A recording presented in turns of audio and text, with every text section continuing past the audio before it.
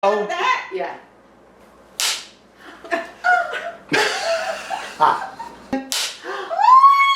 Oh! All right, let's be very, very serious. Ready? Extremely serious. The beginning of the show. Here it is.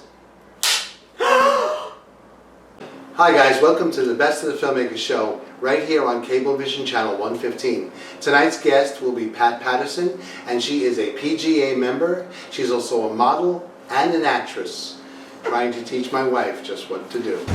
Next. Welcome to the Best of the Filmmakers Show. Welcome. Welcome!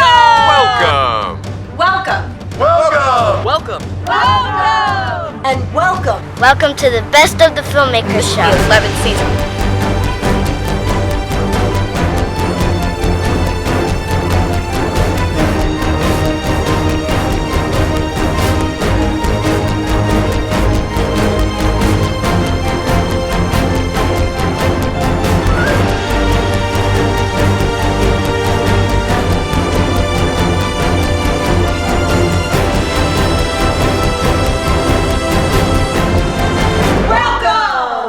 Welcome to the Best of the Filmmakers Show. I have a wonderful guest with us today. Besides my wife, will do some great interviewing, so will I. But the reason I want to tell you about this, if you are an actor, you need to watch this show. Because if you ever worked with the Screen Actors Guild, there's a lot that you have to learn. We're here today with p.g.a. member Pat Patterson. Well, Pat, welcome first of all to our show. I'm proud to have you here. And quite frankly, I'm proud to work with you. Well, thank you. I'm proud to be your friend. Oh, thank you. Yes, that's very true as well. But we started on a business relationship way back when we began working on the proof of concept for Ebenezer and where it's gone today. But that's not why we're here. Today we're here to talk about the Screen Actors Guild itself. Okay. So before we do that, I just want to mention that there are many unions that run the movie. Mm-hmm. The Screen Actors Guild is for the actors. Mm-hmm. All right? The second union is IATSE. They actually run the movie. Well, they're your grips, your electric, your, all the nice things. If they're not DGA, then you're camera people. They run a lot of what drives the visual parts. And of course the Teamsters drive the trailers, and when you have a regular union movie, generally that is what you're working with. And there are some other unions too, the Writers Guild, AMPTU, what is that? Well, that's the Producers Guild, but they have they don't affect the filming of your feature or short or whatever you're doing. They're sort of above it, and most of us, sadly or not, do not get involved with them. Okay, they are the major Deadpool, Wolverine kind of films. Yeah, the big ones. The big ones, the $110 million films, which I'd love to work on, but I'm not. Wouldn't? Yeah, who wouldn't? Yeah, but. No. But let's get back to the Screen Actors Guild. Mm-hmm. A lot of actors will come up to me on the side, hey, we're doing this, we're making a SAG movie out of it. Or I'll read, this is a SAG movie, I got paid that day. And sometimes you just want to keep your mouth shut, not to blow their dream. Yeah, good point. But other times you want to say, listen, you have to work with the Screen Actors Guild. You have to be greenlit first. And take us through that process. And those of you who are actors, listen carefully. Yeah. I mean, those of you who are actors that want to make your own project, okay? The Screen Actors Guild have many different levels of contracts, and that's what you're dealing with. They have micro budgets, low budgets, ultra low budgets, theatrical, whatever, and it's based on what your budget is to make the film. If you are a union actor and you work in a non-union film, I hate to tell you, the union will probably find out and suspend your membership, if not take it away. And you work probably hard to get it, so consider that. It's not that daunting to get what's called SAG signatory status, but it's a bunch of details. I mean, the devil is in the details, and the details are your budget, who is involved in your shooting schedule, and you apply to SAG. You give them all the corporate documents. If you don't have a corporation, then you do it under your own social security number. They just want someone to be responsible to pay the actors. That's really what they're about. They just want the actors to be paid, and they will put penalties beyond recognition if you do not pay the actors. Now, IATSE, the Teamsters, who also happen to be the people who run the animals. So if you have an animal, it's the Teamsters who you are involved in, which I found hysterical when I first found that out. But anyway, most of us make non-union SAG films. If you then get involved in the Teamsters, then get involved in the IATSE, then get involved in p.g.a, w.g.a, whatever it is, it becomes way more complicated. But if you're an actor, like when I made my first film, I was actually a non-union actor and was tapped Hartley. Conversation for another day. It was just paperwork, you know, and that's what I'm a line producer. I have my own company, Pat Patterson, and that's what I do. I do paperwork. I do all the paperwork you need to make SAG say, oh, okay, they can make their film. I'd like to say they do it quickly. They do not. I don't know if it's because there are not enough representatives or what it is. I honestly do not know. But understand, if you're making a major feature, let's say you're making a $200,000 film, which in my opinion is a major feature, I'm sorry, you will have a budget, which people like me do. You will have all of these pieces that SAG will get, and then SAG will come back to you and say, oh, by the way, we need a bond, B-O-N-D, not a piece of a bond. We need cash on the barrel that we're going to put into an account. You can get interest if you set it up, but probably won't, to cover in case you don't pay your actors. And you look at your budget and you're going, nowhere does it have $118,000 or $12,000 or $5,000 for this bond. That's something people like me will tell you to pay attention to. But if you're looking at putting together a project, understand SAG's going to do that. I've never not had them do a bond. I would love to say that I can say to you, oh, they do 2% of, no. I have no idea how they come up with the bond numbers. I've had a $200,000 bond, I'm sorry, a $200,000 film that had an $80,000 bond. What? You know, I don't know how they do it. I mean, I'm waiting for one now, and it's like, I don't know what they're going to do. So it's a bit of a crapshoot, if you will, but it's something you have to navigate if you want. If you're a SAG member and you want to do that film, you can do it. I mean, they're not all big numbers. They're little numbers, but they're little numbers that you have to do the details for. Somewhere in the grapevine, I heard you walk. Wait, that's my exercise. I mean, I go to the gym. I taught group fitness for Equinox for 15 years when they first opened, back when there were like 3 gyms. Now they're worldwide. But anyway, Right. Yeah, I get up early. I always seem to stick to filming time so that I'm up and ready to go by like 5:30 in the morning. And I walk, my first walk of the day is usually between 6 and 7 miles. Wow. I listen, I laugh. I listen to podcasts. Oh, okay. I like crime podcasts. And I'd probably walk faster if I wasn't constantly looking over my shoulder at the person who just passed me to see if they were going to kill me. Are you kidding? It's true. And I was like, oh, that's really stupid. But I do. You know, I want to see if they stopped and they're following me. But I get to see, like, I was mentioning you guys earlier, in New Rochelle, they did something I thought was brilliant. And maybe we'll go and look at some of them. They have 26 murals. And I'm talking murals that are like 8, 10, 20 stories tall. They've got mural and these beautiful murals, and so I see them. I'm close to the water, so I can walk down because that changes all the time. So you see different things. Right, this time of year, you know, it's in October. The Halloween decorations. I don't remember them being like that when my kids were growing up. I mean, they're epic. Yeah. You know, they're 2, 3 stories tall. Right. Nothing like years ago. No, I mean, they put a pumpkin out. Right, that was it. We carved the pumpkin, we put it out, we're good to go. And it's also clears my mind. Surprisingly, this year, 2024, I have had more auditions this year than I have had in my whole career, which spans a lot of time. And I really think it's just honestly because I'm still standing. And the rest of those people have gotten out of the business. You know, it's like you live long enough, they're going to let you do anything. And the other thing is, a couple of years ago, I started modeling, which I still find hysterical to say that out loud. But again, you live long enough, they'll let you do anything, and it's like, why not? You know. But mostly what I do, and it's what I've done with you guys, is line produce. For those in your audience that doesn't know what that is, it's mostly all the paperwork that goes with making a film so that the creatives can be creative. You know, one of the things that as a SAG member since 1981. I know, I'm really impressed by that. 1981 I joined the union. I looked at your SAG number the other day and went, whoa. Yeah.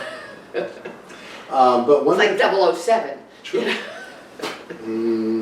Okay, anyway. They've changed over the years. Oh, God, there yeah. seem to be every year new contracts added. And forgive me, I may not know the exact dates of any of these things, but we're always given the information on an email that this has changed and we're up for this. Vote on that. And the dreaded, God forbid you ever get it, do not work order. Oh yeah. Because that is do the it. kiss of death. Because every SAG member from Los Angeles to New York City Gets that will email. get that. Yep. Do not work order. And I don't know how you get rid of that do not work order, Pay your actors. but that would be a wise thing, pay your actors. I was on a project this year that I got the email from SAG, and you know, my reputation is tied to your film. Right. And so I work very hard to make you do what you're Look supposed to good, do. too. Yeah, you know, please don't. But there was a film I was working on where they hadn't paid their actors, and the Screen Actors Guild said, do not work order. Now, caveat, they had finished filming, so it was sort of without teeth, but it was like, oh my gosh, I am now on that email with SAG. My reputation's on the line. You know, and I take this period, I have to push this, but Sure. they do it. They did. Every agent, you have to provide them with all your actors, all their information, all their agent reps information, so that if this thing happens, everybody gets that email. That's so important. So setting up is what you're saying. The proper preparation is Yep. where it goes. And then once you get that, you're green lit. And then does the union keep tabs on your movie? I know when I was on things like Law and Order or Younger or The Deuce, they would send the reps to the set. Oh, no. I mean, it depends on what it is. It also depends on the producer. If they have the producer sort of on a little board saying, not so much, you know, we don't like it. Not so much. They're gonna send a rep. I was on, again, the same film that I was on this set, and I had never had so many SAG reps show up. Really? I mean, I was like constantly charming them. You know, if I could have made a Manhattan for them, we might have been better off, but I doubt it. Because once you are on SAG's radar, it's almost impossible to get off. But if you do, I mean, I do say this to producers, I'm sorry SAG, I love you desperately, I'm a member for many years, not as long as him by any means. Once you get on the radar, it's a little bit like the mob. It is, I'm sorry. They got you. But if you do everything up front, and it's not daunting, you could do a micro-budget agreement in 5 minutes. You could do a short film agreement in, 2 or 3 days. Right. Once you're there, just follow the rules. They're not debilitating, they're just common sense. Pay your actors. Have them work the hours you say you work. Feed them a courtesy breakfast, my biggest complaint, but okay. And 6 hours later, feed them their lunch. It's not rocket science, as we say. It's just common sense rules. They're laid out. We're not like sneaking something in on you. But most people are like, it doesn't matter. But it does matter. Because it's a They'll hold that profession. against you. Yeah, they'll hold it that against, but it's a against you. profession. We're not doing, it's not like, God forbid you now know how old I am, Mickey Rooney and Judy Garland, I have, costumes, I have a barn, let's put on a show. It's not that. No. It's much more focused, much more restricted, if you will. But if you do it, it's a piece of cake. Go off and make your movie then. And everything, and hire people like me, because we're going to just take care of all that stuff. Well, working with you as a line producer, as I may just throw a shameless plug, is you make everything seamless. you're always in touch with everybody, you're always emailing the union, you put everybody together and you do make it look easy. And in reality, it's not, well, it's not hard, but it isn't easy either. No, exactly. Well, once the union gets something, in their craw, as they say, it's a little hard to dislodge them. And that might be what I've learned over the years, is how to, it's like dating, sorry. It's a little bit like dating, you gotta know who you're dealing with. But it is, it's how do I move them 2 inches this way so that they're not focused on that, because that was never important. That was, That was but never yet you bring it up and it'll make it important. Oh, yeah, you happen to bring it What do you up. mean there's a fire hydrant in the shot? Yeah. There can be a fire hydrant. Was it Did you there get permission? beforehand? Was the fire hydrant painted red? We can't use red, so that's Did you get permission to have a fire hydrant here? What? And who put the fire hydrant there? Where was it made? And it's not about fire hydrants. Well, wait a minute, you were next to a fire hydrant. But now it is. But now it's all about it, so don't shine the light on areas. That you don't want them to pay attention. Right. And you're not trying to trick God, because if any SAG member, any union rep watches it, we're not trying to fool you. We're just trying to navigate in a world that doesn't have a lot of money. Let's get serious. There's never enough money for an independent producer to make what they're doing. I kid in my world on my website that I have a, forgive this language, kick-ass recipe for 40 for mac and cheese. Because I'm probably going to make breakfast one day or make lunch one day. But that's just the nature of the indie world. It is. Because we're just trying to move the needle with a fabulous idea, at least we think it's fabulous, and hopefully the rest of the world will, forward in a way that can get done for the dollars we have in the bank, satisfy everyone without any penalties, without any holdups, without any caveats. And the unions do, they're trying to protect us, and I've had situations where, God bless, they have protected us, but we're not nefarious. We're just independent, we're almost like gypsies. We're independent gypsies trying to make a film. True. Let us make our film. We're gonna do right by you. You mentioned before food, and sadly, when I've been on sets, you actually get fed almost 9 times a day, because there's 3 cold times in the morning, so that means fresh breakfast for each. There are 3 cold times in the afternoon, but God for almighty bid that runs into dinner, and there's going to be 3 more dinners. So you could walk off the set thin and walk off like a balloon a little But there's the thing, we're doing film where everybody wants to look thin. This drives me crazy. I know. This drives me, like, we want to look thin. Why are we eating 9 times a day? Okay, yeah. But that's actually true. But here's the ironic part. The Guild does want you to have cold food. The Guild they want you to have hot food.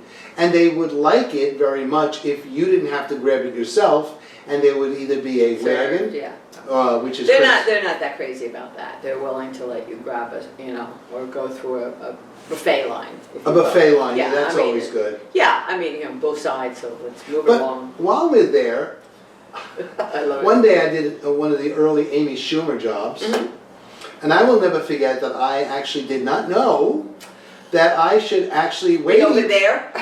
Wait. That's wait funny. for the production, and then I think Amy and the team ate first, Sure. then the production. But I didn't know the difference between that, and I scampered over, and all of a sudden I get put down the spoon carefully, walk slightly. I think I had something behind my back.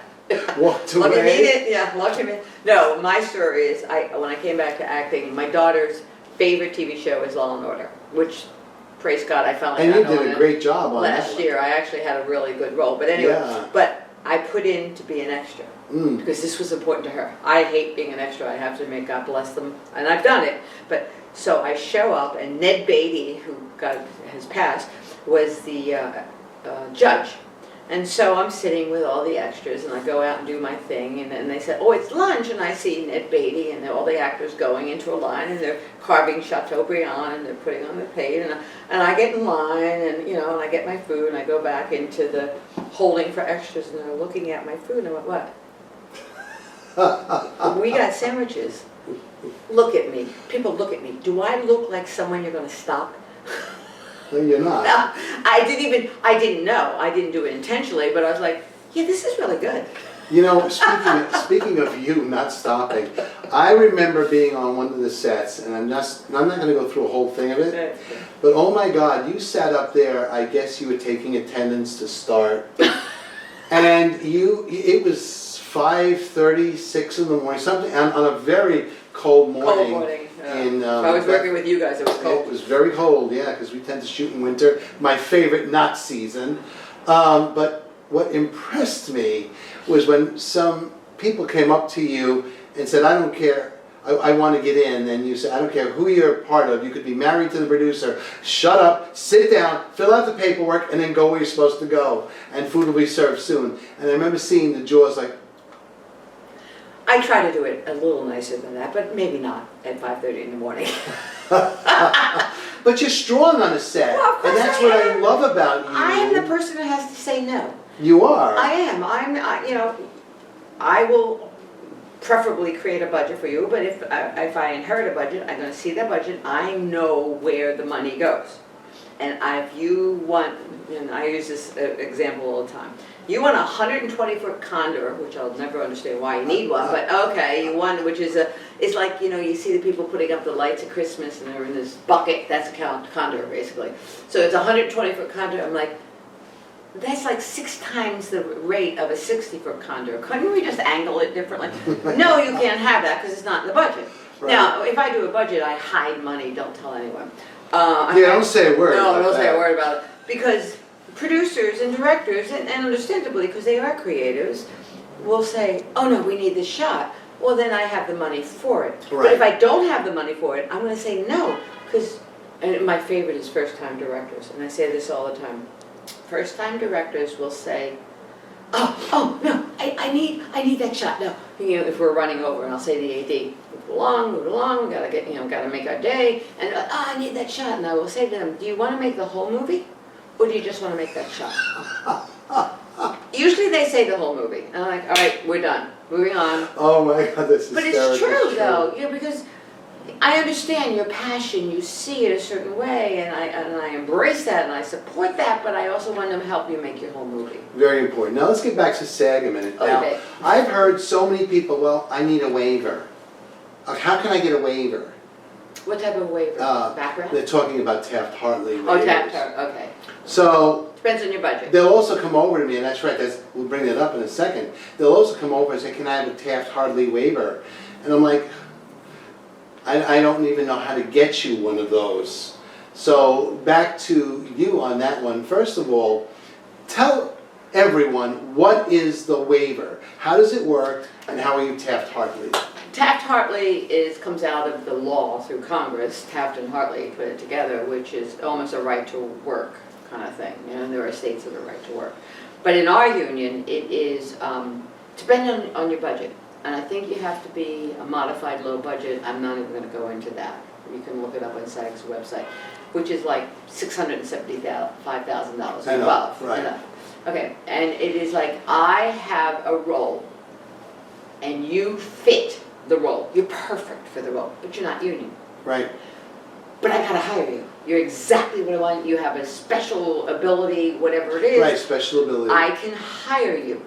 And so the line producer, or your assistant or whomever, but usually it's me, will Taft-Hartley you to the union, which is a form. But then I also have to be, if you're a performer, I gotta give your headshot, your resume, why I hired you over a union actor. Absolutely important. But but it happens. Or it happened with extras. In certain budgets you can do extras too, because like I'm up for a job up in Syracuse. I don't know if they have 100 union extras up there. Oh, my first 30 have to be, but whatever, these are rules. But I don't know. If they don't, well then I have to Taft-Hartley them and say I could not find, or children are easy to Taft-Hartley because there aren't that many around. But it's a mechanism by which you have, chits, for lack of a better word. You have you can't join the union because of it. But if you have, I think, 2 or 3, the union will contact you and say, you can join the union now. Right. Pay your $5,000 or whatever the union. I think it's $5,900. $5,900. And they do have a pay plan. You can pay, Yeah, they didn't have that when I joined in No, 1981. But when I joined, I was a year and after first, in 1980. Oh, you And- just snuck in. No, I actually did a film all the way out in Montauk, and they had asked me as an actor, there's no rep that's going to be out there on Montauk at 2 or 3 in the morning. Could you let us know what's going on? Kind of like... You're the SAG rep. Yeah, You were the SAG rep. and I said, I absolutely will. Raise my right hand. Good night, you don't have to raise your right hand. And I was joking with them, but... They don't joke. They don't joke, right? They don't joke. But I did do the film, and it was a short, and was able to go. Interesting. I was able to go for the 1 year that I had an AFTRA into the guild and join the guild. At that point, it was 2 unions. A lot later. No, that's when I joined. Much later. I joined right before they became the 2 unions, because it went up significantly right as they put them together. That's right. Yeah. Yeah, I do But remember. if the union will contact you. I'll put the paperwork in. You'll say, if you're an actor, you'll send me your stuff, and I put the paperwork in, and they'll have it. And I check. Do you have it under? Yeah, we got Jerry Parisi under here. Great. And then you'll do another, and then they'll contact you and say you can join. I got to tell you this. I say this to every actor, and I taught at NYU Tisch. If you're a young actor, don't join the union. Learn your craft. Go to as many non-union films or union films that don't have to tap-tartly you and get experience in front of the camera. Learn the protocol. Learn what you are like in the camera. Learn where your angles are, because that does matter. Sure does. Learn all of that, because once you join your union, you are, especially if you're in your 20s, you are competing with, I don't know, she's older now, Jennifer Lawrence. Yeah. I everybody. compete with Jean Smart. Trust me, I'm a producer enough to know I'd hire Jean Smart over me, because she gets eyeballs. You're not going to, until you think you might get eyeballs on the project, stay out of the union, because you limit your possibilities. Learn on their dime. That doesn't mean you're not going to join the union, but everybody's so, I gotta join the union. Unless you're the flavor of the month, you have a special ability.